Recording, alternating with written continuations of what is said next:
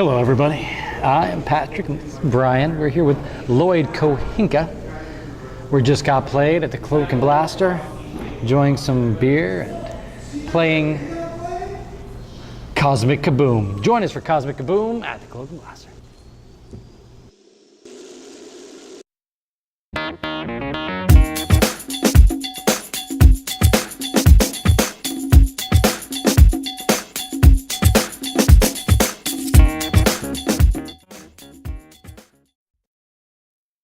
Brian. Yes. Tell us all about Cosmic Kaboom. Sure. Cosmic Kaboom is a 2 to 4 player dexterity style game in which each of the players are assuming a role of like a different alien race, which is kind of trying to gather energy from the different planets, and then they're going to build a giant bomb, a space bomb, and then they're going to throw that space bomb at the other planets and destroy them. And hopefully you destroy the most planets and have the biggest explosions and gather the most points possible, so you can end the game once one player's planets are all destroyed, and then you tally up the points and see who wins. I think I dropped the most space bombs. I think you did. So,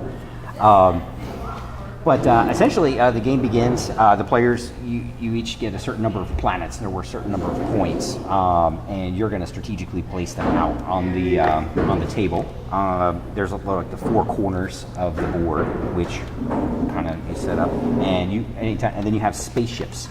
And the spaceships are what you're flicking around every turn, and you're basically trying to dock your spaceship up against a planet that has the energy crystals on it. If you get it touching it, then you get to take that energy crystal and put it into your ship's cargo. You have to collect 4 different types of energy and then make it back to your space station. Once you've made it back to your space station with all 4 types of energy, you essentially spend your round building that bomb, this space bomb, which is this giant thing here. Then you get to throw the space bomb on your next turn, and you're gonna, you're gonna try to hit one of the planets, and whatever it lands on actually destroys. You're gonna get points for whatever planet you destroy, unless it happens to be one of your own. Now, whoever's planet you also destroy, they're going to also get some of these advancement cards, which are like special abilities. They could either be like a permanent ability that takes place every round or gives them a special ability, or it might only last 1 turn or something like that. You have to discard it in order to use it. Basically, with that, Patrick, what would you say is your favorite thing about Cosmic Kaboom? Wow, this actually was a game I enjoyed. It's a dexterity game, like you described, but there also is an element of a pickup and delivery system to it. So I kind of like the idea of me having to get to a specific spot as I kind of maneuver around these other planets, and then having to pick up the right stuff and then get back. And there were several times I picked up the wrong cargo, which was my own fault. It's right there on the board, but I really like that idea that it's not just dexterity, it's pickup and delivery. I dug it. And if there's one thing that you had to pick that you like the most, Lloyd? Psych. Kind of piggybacking on your navigating around the board. Whenever you place these planet tiles out, everyone gets to place their tiles at the beginning of the game, so you can strategically place these things all over the place depending on how big your play area is, and that changes strategy, and it also makes the game different every time, because you don't always, the green planet's always over here, here, and here. You have to navigate around everybody else's planets. So I like that aspect of the spatial puzzle of it all. And Lloyd strategically placed his through and used the tracks of the table, or the little what do you call them, the lines in there. That wasn't me. That was your red planet over here. Oh, well, maybe. But Brian, if you had to pick one thing that you like the most? The thing that I like most were these advancements cards. So every player starts off with 1 out of 2 cards.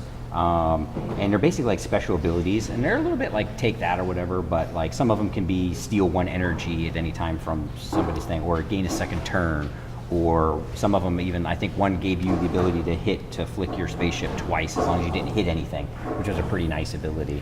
And they also act as a great like catch-up mechanism too, because anytime one of your planets get destroyed, if your planet was destroyed, you get to get another advancement card, which kind of helps you.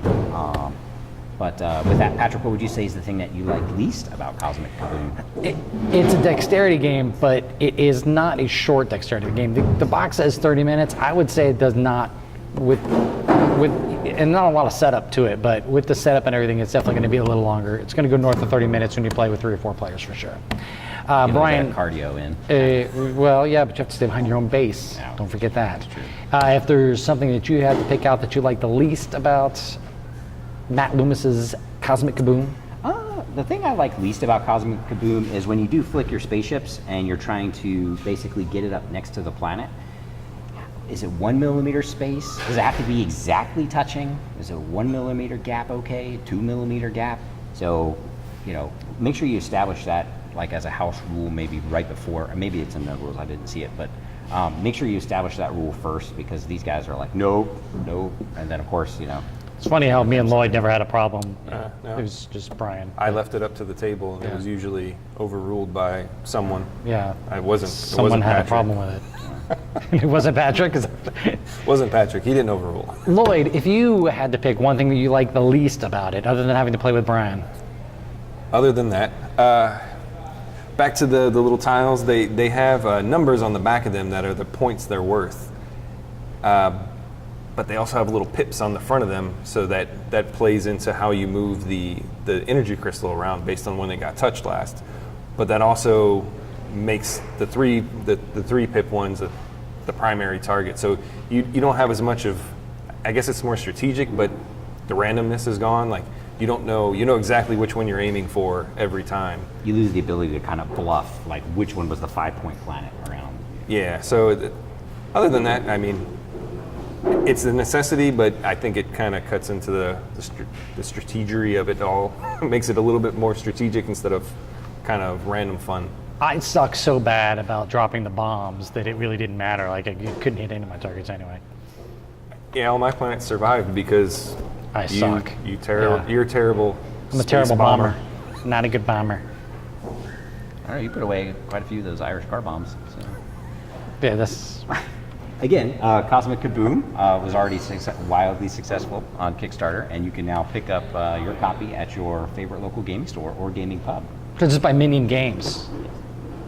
So swing on down to a game store or play it here at Cloak and Blaster. Or order it directly from Minion Games. Oh, yeah, you can order. Yeah, you can do that too. All right. Well, thank you very much for joining Brian and Lloyd and myself at the Cloak and Blaster for Cosmic Kaboom. I really was bad at dropping bombs. I probably could have drank less. That would probably have been a good choice. Problem is, if I drink less, my hands shake. Oh, couldn't have done any worse. True. Thank you, Lloyd. I'm always here to help. It's a great compliment, I think. Yes!